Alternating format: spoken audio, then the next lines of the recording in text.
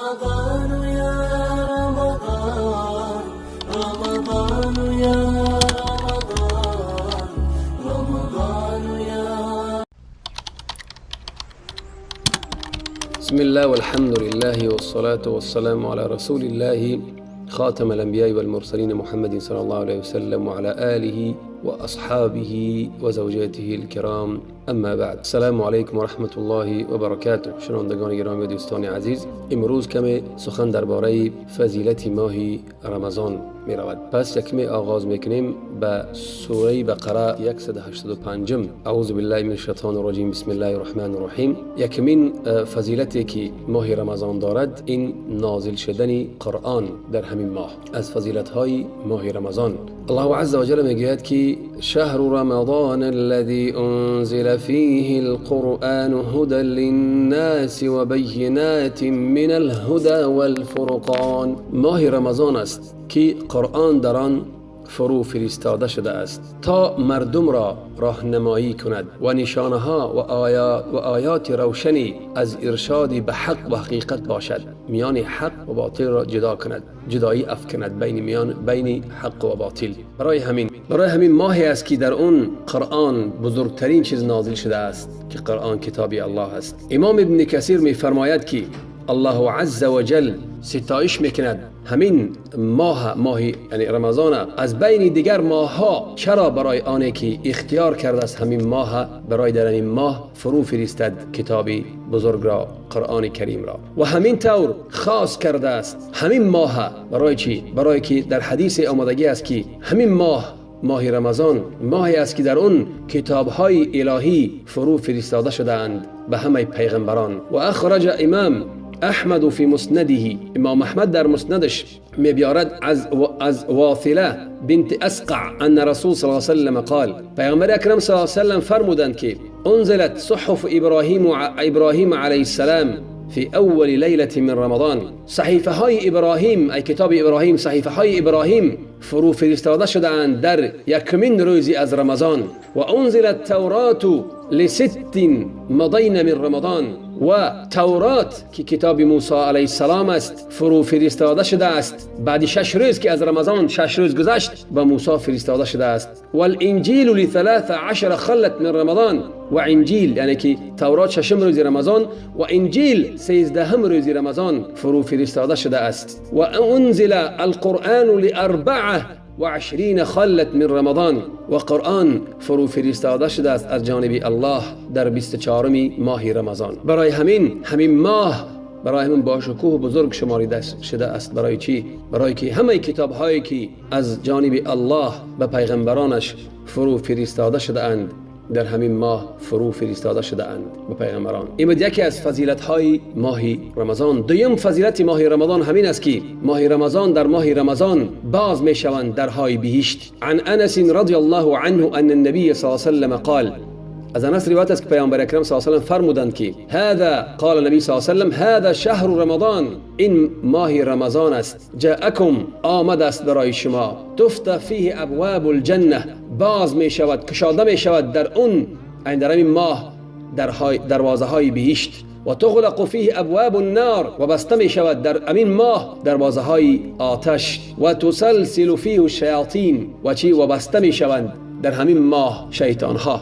حدیث در از امام نسائی است به فکرم. دوم فضیلت این در یکم روزی رمضان شیطان ها بسته می شوند. چه در حدیث پیغمبر اکرم از ابی هریره رضی الله عنه النبی صلی الله علیه و سلم قال، پیغمبر اکرم صلی الله علیه و سلم فرمودند اذا كان اول لیلة من شهر رمضان صفدت شیاطین ومردة الجن وغلقت ابواب النار فلم يفتح منها باب وفتحت ابواب الجنة فلم يغلق منها باب وينادى مناد كل ليلة. هنگامی که یکم روز رمضان آغاز می شود یا که می رسد، شیطان ها بسته می شوند، زنجیربند می شوند. شیطان های کدام شیطان ها؟ مرده از جن، یک نمود از شیطان ها از جن ها، و دروازه های دوزخ بسته می شوند و یگان دروازه گشاده نیست، و دروازه های بهشت باز می شوند، یگان دروازه از دروازه های بهشت بسته نیست. و منادی ندا میکند هر یک شب، یا باغی الخیر اقبل،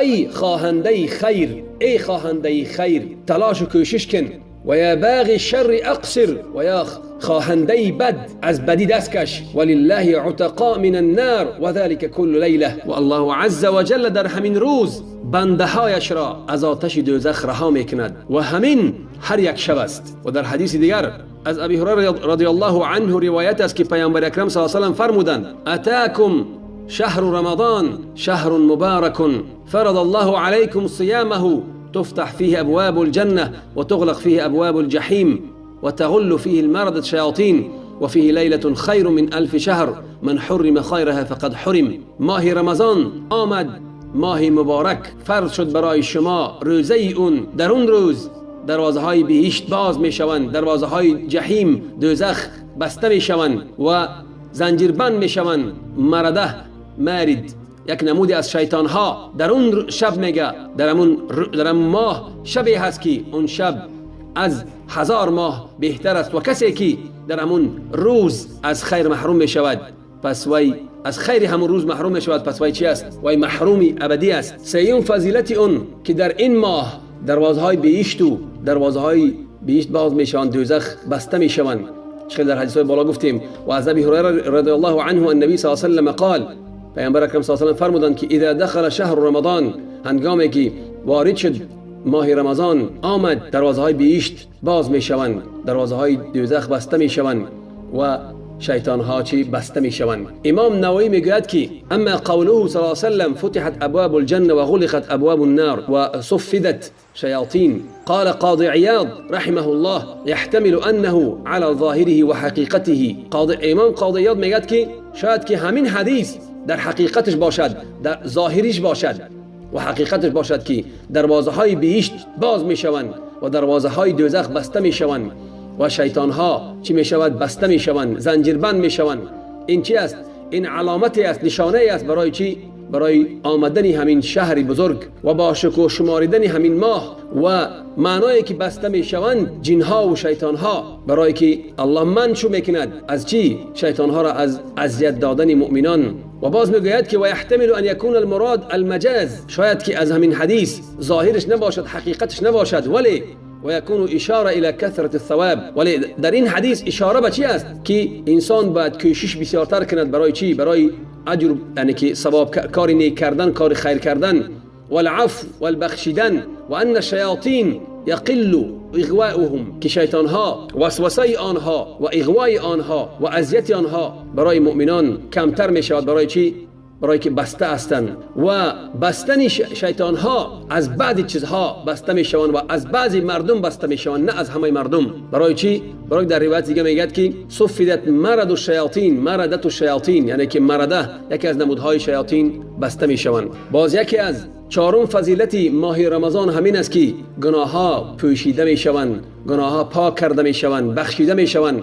عن ابی هریره رضی الله عنه ان رسول صلی الله علیه و سلم كان یقول، پیامبر اکرم صلی الله علیه و سلم میفرمود که صلوات الخمس والجمعة الى الجمعة ورمضان الى رمضان مكفرات ما بينهن اذا اجتنب الكبائر. میگه 5 وقت 5 گانه نماز، یعنی هر یک نماز به هر یک نماز، و نماز جمعه از این جمعه به آن جمعه و از این رمضان به آن رمضان، اینا چی هستند؟ بین اینها چی هستند؟ پاک کننده های گناهان هستند. بین اینها اگر انسان از گناه های کبیره چی کند؟ از گناه های کبیره دوری و کنارگیری جوید، پس گناه های صغیره در بین اینها که شوند، انسان که توبه کند، همین نمازهای جمعه و رمضان اینا چی هستند؟ یعنی تکفیری گناه ها می شود، پاک کردن گناهان. باز در همین ماه، بزرگی همین ماه همین است که کسی در رمضان عمره می کند ثوابش دوچند می شود. از ابن عباس رضی الله عنهما قال، از ابن عباس روایت است که راضی باشه الله از آنها، قال رسول صلی الله علیه و سلم عمره فی رمضان تعدل حجه. عمره میگه عمره کردن در ماه رمضان این برابری چی است؟ برابری حج است. امام المناوی رحمه الله میگوید که قول صلی الله علیه و سلم عمره در رمضان برابری حج است، این در ثواب است، ولی در یعنی برابری چی است؟ یعنی برابری حج اجر میگیرد، ولی از سرش حج فرضی ساقط نمی شود. باز از فضیلت های همین ماه که در این ماه شب قدر است، چخلی که الله عز و جل میگوید لیلة القدر خیر من 1000 شهر. امام قرطبی میگوید در همین که بیانی فضیلتی همین ماه کی است که یک شب یعنی شب قدر چی است بهتر است و برتری دارد از چی؟ از 1000 ماه عبادت کردن. ای میگه یعنی که در 1000 ماه همین خیر مثل یک در یک شب است. همین خیر برابری هم خیر انسان اگر 1000 ماه خیر کند برابری یک شب برابری 1000 ماه می شود. باز ابن کثیر میگوید که ای العمل فيها خیر من العمل في 1000 شهر ليس فيها ليلة القدر. عمل در یعنی که عمل کردن در همین شب بهتر است از عمل کردن در 1000 ماه که در اون ماها لیلة القدر نیست. که ابو عالیه می فرماید که لیلة القدر خیر من 1000 شهر لا تكون فيه لیلة القدر. ای بهتر است از 1000 ماهی که در اون ماهای دیگر لیلة القدر نیست. باز هشتم فضیلت همین ماه رمضان که در اون نماز تراویح است، میگه که مسلمانان همش جمع شدند اتفاق کردند که نماز تراویح سنت است. و امام نووی میگه که ان المراد بقیام رمضان صلاة التراویح، میگه که مراد در همین یعنی که خیستن در رمضان نمازخوانی در این حدیثا این معنای نماز تراویح دارد. خیلی که در حدیث از ابی هریره رضی الله عنه ان رسول صلی الله علیه و سلم قال، پیامبر اکرم صلی الله علیه و سلم از ابی هریره روایت است که فرمودند من قام رمضان ایمانا و احتسابا غفر له ما تقدم من ذنبه.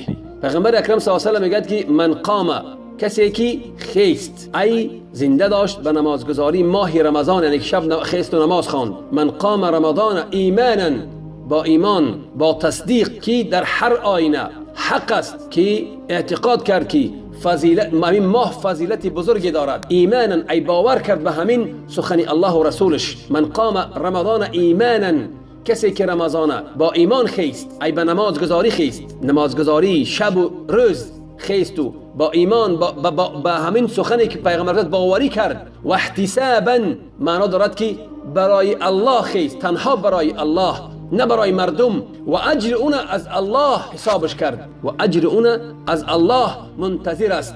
غفر له ما تقدم، بخشیده می شود برای او اون گناهانی که از پیش تقدم من ذنبی، گناهانی که از پیش کرده است. برای هم میگه که من قام، کسی که برخیست ای به نماز برخیست، ای نماز گذاشت، شب زنده کرد با نماز، روز زنده کرد با نماز. نمازها رو در چی خواند که امام نووی در بالا میگه که چی؟ همین من قام، کسی که خیست معنای چه دارد؟ معنای نماز تراویح و نماز شب دارد. با در حدیث دیگر پیغمبر اکرم صلی الله علیه و سلم میفرماید که باز در همین ماه یکی از فضیلت های آن اعتکاف است، که از عایشه رضی الله عنها زوج النبی صلی الله علیه و سلم ان النبی صلی الله علیه و سلم كان يعتكف العشر الأواخر من رمضان حتى توفاه الله ثم اعتكف أزواجه من بعده.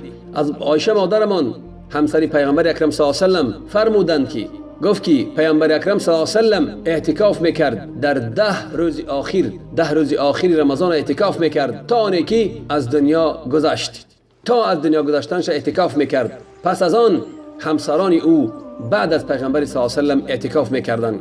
امام صنعانی میگوید که در این دلیل است که اعتکاف سنت است که پیغمبر اکرم صلی الله علیه و سلم مواظبت کرده است، با استمرار دائمی اعتکاف می نشست در رمضان و بعد از اون از سر اون همسران او. و ابو داود میگوید که از احمد روایت میاد که امام احمد میگوید که خلاف نیست، یعنی که اعتکاف سنت است. باز از فضیلت های رمضان که این ماهی چی است؟ ماهی قرآن است. از ابن عباس فرمودند قال كان رسول صلى الله عليه وسلم اجود الناس، پیامبر اکرم صلی الله علیه و سلم از سخیترین مردم بود. و كان اجود ما يكون في رمضان حين يلقاه جبريل، یعنی که باز سخیتر، یعنی بیشتر سخیتر بود در حالی که در رمضان میبود. در ماه رمضان میبود و جبريل علیه السلام با او وام میخورد. در اون حال میگه باز بیشتر و بیشتر سخیتر بود. و كان يلقاه في كل ليله من رمضان، هر یک شبی ماه رمضان جبريل علیه السلام با پیغمبر اکرم صلی الله علیه و سلم وام میخورد. فیدارسه القرآن، پس پیغمبر اکرم صلی الله علیه و سلم قرآن را برای او جبريل علیه السلام می آموزاند. فرسول الله صلی الله علیه و سلم اجود بالخیر من ریح المرسله، یعنی سخیتر بود، یعنی که به خیر کردن بسیار بیشتر و بسیارتر خیر میکرد. حتی از چی؟ از شمال مرسله میگن. شمال مرسله ای شمالی است که الله یک شمال رحمتی است که میفرستاند الله او را برای چی؟ برای همین وصف تشبیه داده است که یعنی که مثل یک شمالی است که همون ابرار را جمع میکند و باران میبارد و خیر اون به همه میرسد. باز یکی از فضیلت های دیگری اون که در آن دعا استجابت می شود. عن ابی هریره رضی الله عنه قال قال رسول صلی الله علیه وسلم ان لله عتقاء في كل ليله ولكل عبد منهم دعوه مستجابه. این حدیث امام احمد است و ابو نعیم در حلیه و حدیث صحیح است. پیغمبر اکرم صلی الله علیه و آله میگوید که ان لله عتقاء، ای برای الله عز و جل در این ماه از آتش رها کننده هایی است که الله آنها را رها میکند از آتش دوزخ، و این رها کردن در هر یک شب و روز می شود در این ماه. یعنی در انسان کوشش میکند، تلاش میکند در عبادت، الله از آتش دوزخ او را چی؟ او را رها میکند. پس میگوید که لکل عبد، برای هر یک بنده. با این دویم فضیلتش که برای هر یک بنده دعوت چی است؟ دعوت مستجاب. یک دعا کرد دعای او مستجاب است. باز از عبدالله ابن عمرو ابن العاص یقول، عبدالله ابن عمرو ابن العاص میگوید سمعت رسول صلی الله علیه و سلم یقول، شنیدم که پیامبر اکرم صلی الله علیه و سلم میفرماید للصائم عند فطره دعوه ما ترد او لا ترد، برای روزه‌دار در وقت روزش دعوتی است که دعایی هست که یعنی دعوتی است که اگر دعا کند الله دعای او را قبول میکند، بر نمیگرداند. باز از ابی هریره رضی الله عنه قال قال رسول الله صلی الله علیه و سلم، پیامبر اکرم صلی الله علیه و سلم فرمودند که ثلاثه لا ترد دعوتهم، سه نفری هستند که دعای آنها را الله عز و جل رد نمیکند اگر دعا کنند. الصائم حتی یفطر، روزه‌دار تا آنی که روزه خود را نشکند. و الامام العادل، و امام عادل. و دعوت المظلوم، و دعای انسان مظلوم ستم دیده. باز فضیلت دیگری است که در این ماه الله همین ماه خاص کرده است. بچی هم به قرآن و فرو فرستادن قرآن و هم به روزه اینا خاص کرده است. از ابی هریره رضی الله عنه روایت است که قال رسول الله صلی الله علیه و سلم من صام رمضان ایمانا و احتسابا غفر له ما تقدم من ذنبه. کسی میگه روزه ماه رمضان میگیرد همچون ایمانا ای چی معنی دارد؟ ابن بطال میگه که ایمانا ای یعنی که باور میکند، تصدیق میکند به فرض بدنی همین روزه و به ثواب همین، باور میکند از جانب الله هست برای روزه او و برای نمازگزاری او الله برای او اجر عطا میفرماید. همین با چی انسان وقتی که روزه گرفت همین باید درک کند، همین باید احساس کند که روزه میگیرد و فرضیت این باوری دارد و با ثواب و اجر پاداشی که الله برای او برای روزش میدهد با همین باید باوری داشته باشد. و احتسابا ای میخواهد به همین کار همین ثواب از جانب الله عز و جل منتظر شود که الله ثواب این فقط از کی است؟ از جانب الله است، نه از کسی دیگر. و نیت کند همین ماه همین روزه را در ماه رمضان فقط برای چی؟ برای خواستی و رضایت الله عز و جل. و امام طیبی میگوید که یعنی بالایمان، یعنی که گفتیم که روزه گرفت الله گناههای پیش میبخشد. امام طیبی میگوید که یعنی ای به حق بدن، یعنی که اعتراف کردن و اقرار کردن که همین ماه همین روزه همین ماه فرض است به انسان. و احتسابا ای احتساب اجر حساب میکند از جانب کی؟ اجر منتظر حساب میکند و طلبی ثواب پاداش میکند از جانب الله عز و جل. برای همین انسان باید چی؟ کوشش تلاش کند در این ماه از دست ندهد که بسیار فضیلت های بزرگی دارد. یکم فضیلت چی؟ رها کردن از دوزخ هر یک شب، هر یک روز و شب. دویم دعوت مستجابه دارد. سوم اعتکاف است. چهارم قرآن خوانی است، اجر میگیرد که قرآن شفاعت میکند روز قیامت. برای همین انسان باید در همین ماه از همین خیری که الله برای بنده هاش آماده کرده است وقتی خود را دریغ ندارد و وقتی خود را در همین عبادت صرف کند که پاداش از الله بگیرد که جنت باشد و از دوزخ خود را دور کند که دوزخ عذابی سختی است. برای همین الله همین ماه پر برکت کرده است و همین فضیلت ها را در این ماه گذاشته است. برای چی؟ برای که بندگانش وقتی که گناه کردن در همین ماه به سوی پروردگارشون برگردند، توبه کنند. پیغمبر میگه صلی الله علیه و آله تائب من الذنب كمن لا ذنب له. توبه کن از گناه گویا گناه نکرده است. توبه کن از گناه گویا که گناه نکرده است. کسی توبه میکند گناهاش پاک میشوند، الله پاک میکند، میپوشاند گناهاش. برای همین انسان باید تلاش و کوشش کند وقتی خود را دریغ ندارد و همین ماه خاص برای الله عز و جل و دیگر ماه ها هم در روزگیری باشد، ذکر باشد، قرآن خوانی باشد، نماز شب باشد، تراویح باشد، کوشش تلاش کند و برای خدا خاصتا برای خدا کند که الله برای او اجر کامل عطا فرماید. از دعای نیک خود ما را فراموش نکنید. السلام علیکم و رحمت الله و برکاته.